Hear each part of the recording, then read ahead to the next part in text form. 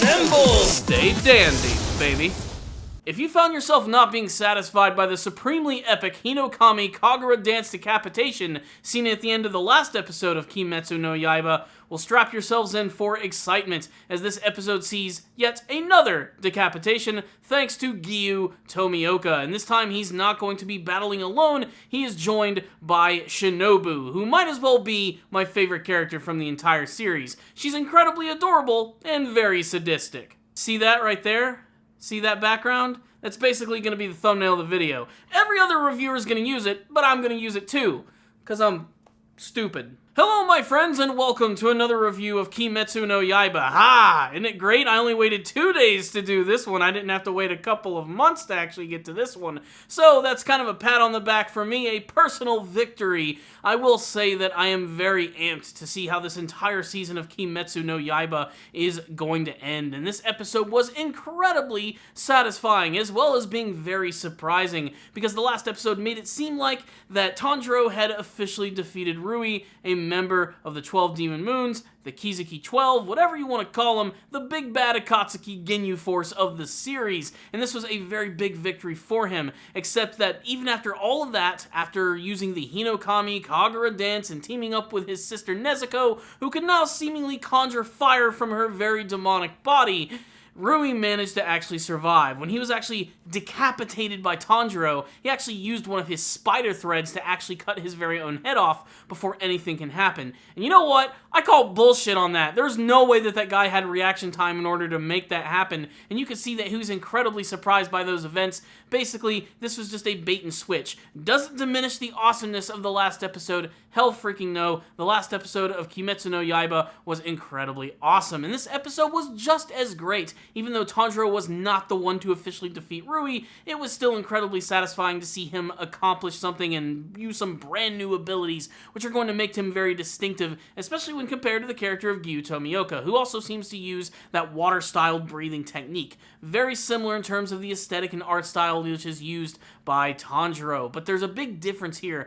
Giyu Tomioka is the fucking Terminator. This guy is scary as shit. He's not really all about the flash, he just gets things done really freaking quickly. And when he arrives to save Tanjiro from Rui as he's about to just kill him in a big giant fit of rage, he does so in one of the coolest fashions possible. Basically, he uses this incredibly powerful technique where no matter what Rui sends at him, basically all of his spider webs just immediately get destroyed. And Giyu just finishes him off with a decapitation just like Tanjiro, except that unlike his, it's not giant, fiery, and super explosive. It's just really clean, really quiet, and my word, is it freaking badass. But Rui is not the only spider demon to go down in this episode. They actually spend a majority of the episode focusing on the elder sister and how she was sort of brought into this organization and how she made all of these mistakes and ultimately what's going to lead to her demise. And I think it is very fitting and kind of ironic that a spider demon is killed by someone with a butterfly theme. I'm talking about the character of Shinobu, who has already become a fan favorite amongst people. I've been hearing people talk about her ever since this episode actually aired because we finally get to see what she's all about. She comes across as a very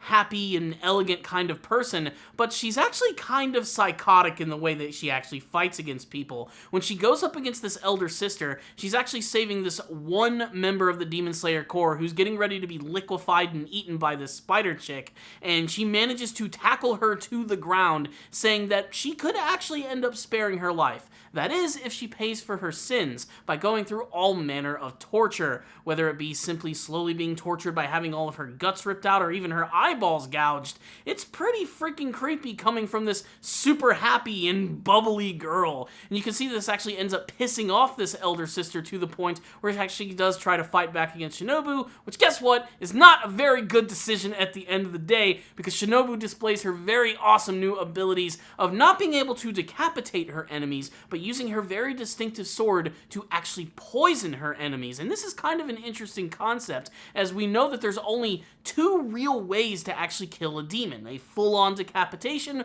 or getting killed by the sunlight. However, she has come up with this method of being able to kill demons by means of poison. Whether this is poison actually ends up killing them or immobilizes them to the point when the sun arises remains to be seen. All I know is it's pretty freaking awesome. In fact, she actually uses the power of the wisteria flowers, the poison which is within them, to actually take out these demons. And that's actually kind of fitting, considering that the demons can't go near this damn plant in the first place.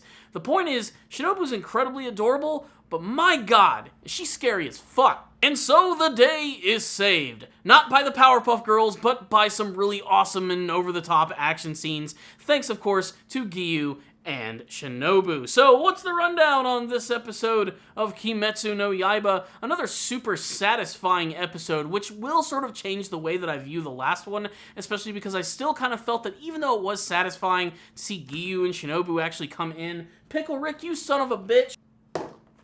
Now Deadpool falls over. This is what I have to work with. You know what? Pickle Rick had to go. I can't spend this entire review playing with my pickle.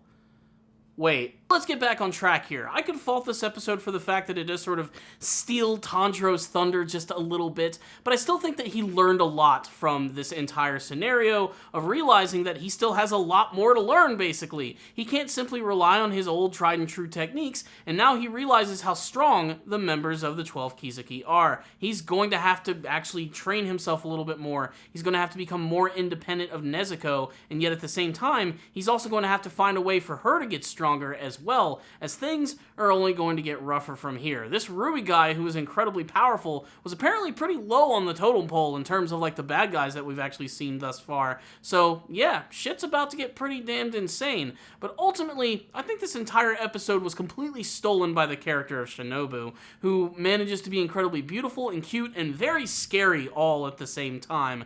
I really dug the fact that she also has a unique fighting style, and I love the overall aesthetic of the fact that she wears a kimono that makes her look like a butterfly. Watching her bounce and dance around attacks is really cool and awesome to see, and the fact that she has the unique ability to poison demons already makes her incredibly distinctive. I'd also be remiss if I didn't talk about the amazing symbolism and the way that this entire battle with Rui actually ended. Most of this episode actually delves into the backstory of him bringing other people into his family, and how one previous member actually tried to run away from the spider group, and that didn't really pan out all that well for her. She ended up getting killed. Basically what this means is if you decide to join Rui's family, you better stick around for dinner, otherwise you're not going to make it for breakfast. It's also quite fitting that the last thing that Rui sees is Tanjiro embracing his sister, seeing what a true loving family relationship is actually like, something that he will never know and something that he will never have. It's dime store Japanese symbolism, and I love it. At least it wasn't followed by seeing a little droplet hitting some water. So let's go ahead and wrap this review up. We all have our families to get home to. I thought that this was a pretty satisfying episode of Kimetsu no Yaiba, again being another strong episode in a series of very strong episodes. As far as first seasons go and an introduction to a franchise, Kimetsu no Yaiba is doing a pretty damn good job of making me a fan of it, and I really hope that it doesn't go downhill anytime soon. It's the type of series that makes me want to exclusively watch the anime version only and not even look at the manga. I mean, there's enough anime out there to watch. I can be patient and wait for another season. I just really hope that it's actually going to happen, and we can make that happen by continuing to watch it and support it. So make sure to support the official release when you can. Otherwise, I thought this episode was great. I thought it was a great ending to this entire arc, which was incredibly exciting.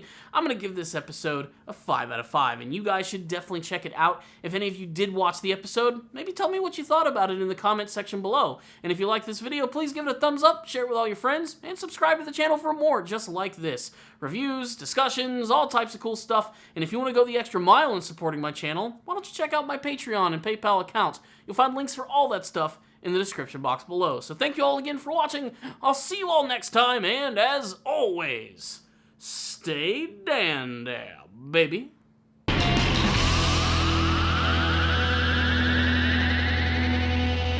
As Giyu Tomioka and Shinobu Kocho was a good show.